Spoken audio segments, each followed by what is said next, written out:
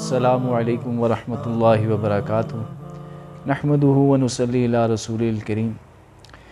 ایک حدیث میں آتا ہے جس کا مفہوم ہے کہ نماز کا حصہ دین میں ایسا ہے جیسے آدمی کے بدن میں سر کا حصہ ہوتا ہے۔ نماز مومن کا نور ہے، نماز افضل جہاد ہے، نماز میرے پیارے نبی صلی اللہ علیہ وسلم کی آنکھوں کی ٹھنڈک ہے۔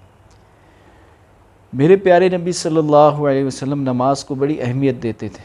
جو بھی شخص ایمان لے کے آتا تھا، اسلام قبول کرتا تھا، تو اس کو سب سے پہلے نماز کے بارے میں کہا جاتا تھا، اور قیامت کے دن سب سے پہلے نماز کا حساب کیا جائے گا۔ سب سے پہلے حساب کتاب کے اندر، اعمال نامے کے اندر نماز تولی جائے گی، نماز رکھی جائے گی۔ جس کی نماز اچھی اور پوری نکل آئی وہ کامیاب اور بامراد ہوگا، جس کی نماز میں کمی پائی گئی وہ نامراد خسارے میں ہوگا، ناکام ہو جائے گا۔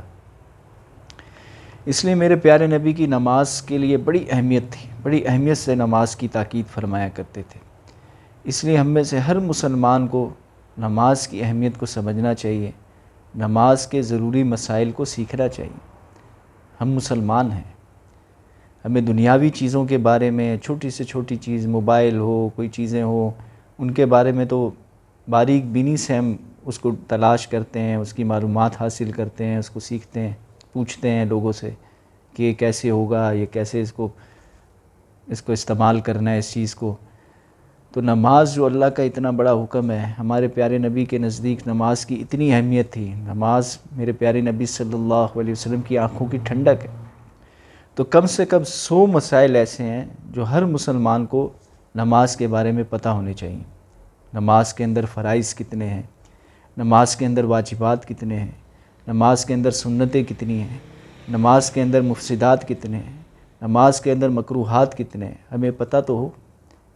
ایک مسلمان جو ہے نماز پڑھ رہا ہے، اس کا واجب چھوٹ گیا، اگر اس کو یہی نہیں پتہ کہ واجب چھوٹنے کی وجہ سے سجدہ سہو کرنا پڑے گا تو اس کی نماز بتائیں ہو جائے گی؟ اسی طرح مفسدات نماز ہیں، کون سی ایسی حرکت ہے جو نماز کے اندر ہو جائے جس کی وجہ سے نماز فاسد ہو جاتی ہے، ٹوٹ جاتی ہے؟ 18 مفسدات ہیں نماز کے اندر، 14 واجبات ہیں نماز کے اندر، نماز کے اندر 21 سنتیں ہیں۔ ایک سنت بھی چھوٹ جائے تو نماز ادا ہو جائے گی؟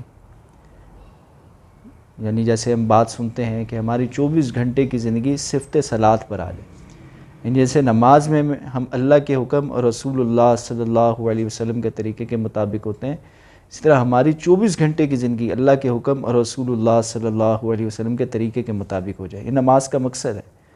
جب نماز کے باہر کی زندگی حضور کی سنت کے مطابق ہونی چاہیے تو نماز بھی حضور کی سنت کے مطابق ہونی چاہیے، بغیر سنت کے تو نماز ادا نہیں ہوگی۔ اسی نماز کے اندر 21 سنتیں ہیں، 29 مکروہات ہیں نماز کے اندر۔ کن چیزوں کی وجہ سے نماز مکروہ ہو جاتی ہے؟ تو ہر مسلمان کو کم سے کم اتنا علم حاصل کرنا چاہیے نماز کا کہ اس کو نماز کے چھوٹے چھوٹے مسائل پتہ ہوں، جس سے اس کی نماز جاندار اور شاندار بن جائے، وہ نماز بن جائے جو اللہ کو مطلوب ہے، جس سے اللہ راضی ہوگا، جس نماز کے ذریعے سے ہمارے مسئلے حل ہوں گے۔ آج نمازی بھی پریشان ہے اور بے نمازی بھی پریشان ہے۔ اس کی کیا وجہ ہے؟ کہ نماز جو اللہ کو مطلوب ہے، اور وہ نماز جو ہمارے پیارے رسول اللہ صلی اللہ علیہ وسلم نے پڑھ کے سکھائی، جو صحابہ نے پڑھ کے سکھائی، وہ نماز ہماری ایسی نماز نہیں۔ تو ایسی نمازیں ہماری جاندار اور شاندار بن جائیں، اس کے لیے ہمیں علماء کرام کی مجلس میں بار بار جانا پڑے گا، ان سے ربط میں رہنا پڑے گا۔ اسی لیے بات کہی جاتی ہے کہ علماء کرام سے جڑیں، علماء کرام سے جڑیں، بار بار ان کی صحبت میں جائیں تاکہ ہمیں ان سے دین کی باتیں پتہ چلیں۔ یہ اللہ کا اتنا بڑا حکم ہے۔ اور بھی احکامات ہیں، زکوٰۃ کا حکم ہے، حج کا حکم ہے، صدقے کا حکم ہے، اور کتنے احکامات ہیں، صلہ رحمی ہے۔ جب یہ علماء کرام کی مجلس میں ہم جایا کریں گے تو ان سارے احکامات کے بارے میں، سارے دین کی باتوں میں پتہ چلے گا۔ تو نماز کی اہمیت دین کے اندر بہت زیادہ ہے۔ رسول اللہ صلی اللہ علیہ وسلم کی بے شمار احادیث نماز کے بارے میں آتی ہیں، یعنی اتنے انعامات کا اللہ نے وعدہ کیا ہے نماز کی برکت سے۔ سب سے بڑا انعام جو میں سمجھتا ہوں، میں نے جو آج تک مطالعہ کیا، علماء کرام سے سنا، جتنی باتیں نماز کے بارے میں سنی میں نے، سب سے بڑا انعام نماز کی وجہ سے ملے گا کہ وہ اللہ پاک جل شانہ بغیر حساب کتاب کے جنت کے اندر داخل کریں گے. بہت بڑا انعام ہے. لیکن ہماری نمازیں بھی تو ایسی ہوں، 5 وقت کی نمازیں بھی تو ہم ادا کرتے ہوں. دنیا کے سارے کاموں کے لیے ہمارے پاس وقت ہے، کاروبار کے لیے ہے، بیوی بچوں کے لیے وقت ہے، ملازمت کے لیے وقت ہے، کھیلنے کے لیے وقت ہے، موبائل دیکھنے کے لیے وقت ہے، کمپیوٹر چلانے کے لیے وقت ہے، لیکن وقت نہیں ہے تو نماز کے لیے نہیں. اللہ پاک ہم سب کو 5 وقت کی نماز کا اہتمام نصیب فرمائے. السلام علیکم ورحمۃ اللہ وبرکاتہ.